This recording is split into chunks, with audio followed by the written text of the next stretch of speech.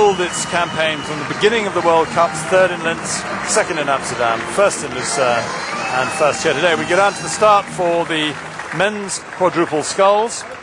That's the open weight version of the quad, and this also an Olympic event with 11 qualifying places, 6 in this final already qualified, and 5 added this morning in the B final. But in lane 1 we have Czech Republic, Petr Vitasek, Tomáš Karaš, Jakub Hanak and David Jirka. Move across into lane 2. Next to them, Jean-David Bernard, Cédric Berest, Jonathan Koefik and Julien Bahin for France. And Italy, so often champions in the men's quadruple scull, Luca Ghezzi, Federico Gattagnoni, Rossano Galtarossa and Simone Ranieri. They are the challengers to the present reigning world champions from Poland, Adam Korol, Michael Jelinski, Marek Kolbowicz and Konrad Wasilewski. These are the champions, but next to them, former champions, Germany. 2 of this crew, René Bertram and Robert Sens, have been in gold medal in the quad before. And Sens, one of the few people to win a gold in a quad and in a sculling boat and in a rowing boat, sweep boat, and that is in Ukraine in lane 6, stroked by Sergei Grin. Still with his blades out of the water, but being called over by the starter.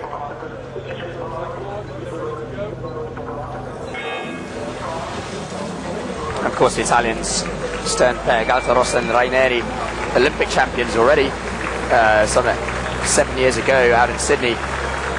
Just so much strength again in all of these A finals, but this one should be a real crackerjack between Italy and Poland, the 2 semi-final winners. If you wonder why Pete refers to the 2000 Sydney champions and doesn't refer to the 2004 champions, it's because they're not in this final. Russia came through from behind and took that Athens final with an extraordinary flourish, beating Italy, Germany, all these great nations, but performing rather less well and finishing in 7th place, so qualified for the Olympics, but in the B final. A little hurried there from the Germans, you think? Or?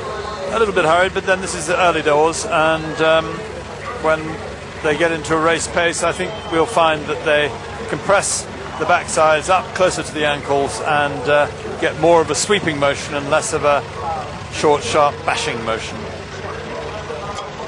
It isn't getting any longer at the moment, is it? It's actually still quite rushed. Just an aggressive start there from the German combination.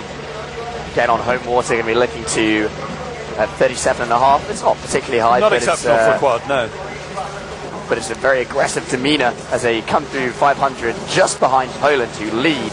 Germany 2nd, Czech Republic in 3rd, France in 4th, and Italy with a lot of hopes back in 5th place. Fast moving boat, got to be up there. I think Germany is in rather the position that New Zealand was in yesterday, racing the men's pairs. It is important for them to stay with the expected winners. You've got to be in touch. And it's absolutely amazing, you could barely even see the bow of the Italian quad there. They're quite some distance behind, but the Poles are looking very strong and very fluent, very confident. The amount of time they have when they've gone past the vertical and are just coming out to the catch is absolutely beautiful in that Polish crew.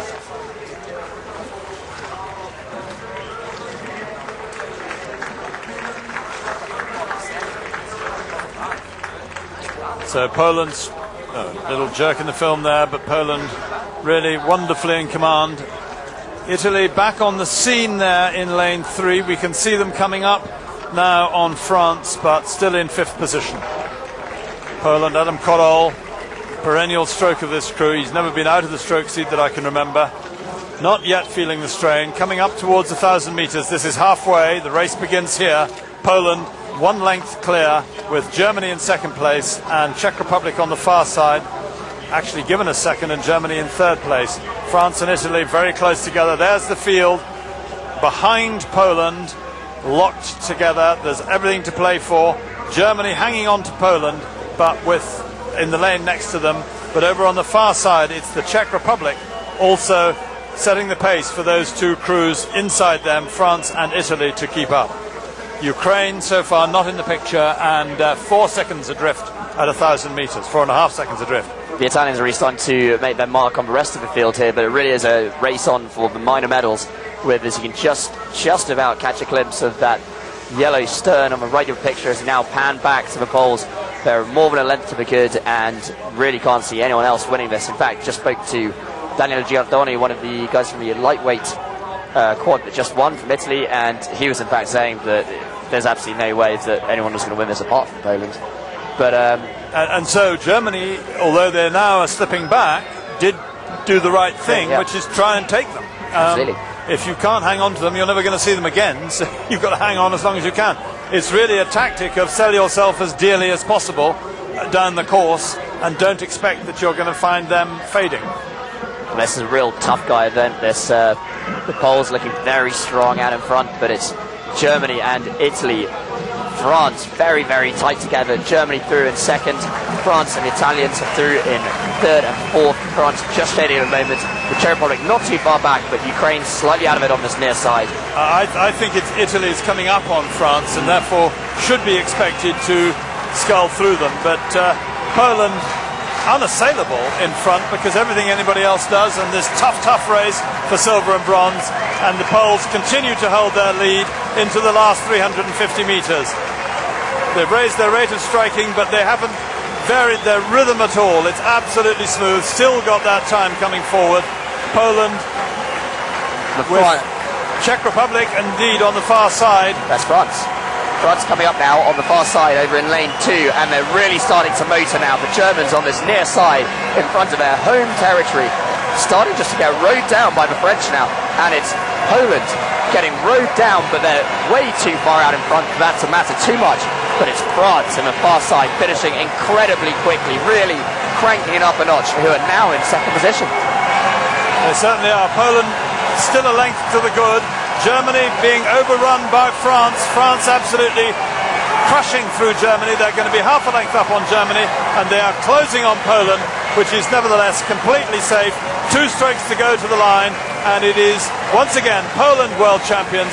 Silver medal to France, bronze medal to Germany, Italy in 4th place, and my mistaken tip for Czech Republic finishing in 5th, and Ukraine, who we have not seen in picture at all during the race, not that far behind, in 6th place. And Poland raising a skull aloft. I hope it wasn't undone all the way through. I hope he just I didn't see him, but holding one of his skulls up. And when skiers do that, they expose the underside of their ski, and you can see who the manufacturer was, and you know fine well it's for the benefit of the television cameras. But Polish skier taking his skull out there just for the hell of it. So I think it's become a bit of a fashion. Certainly, some of the guys who won for Cambridge in a boat race back in 2004 did it. I think some of the German world champions did it. I don't really know where it started. Well, if it started in Cambridge, then we don't think it's a very good fashion, do we? Awful. We think it's a bit of a naff fashion.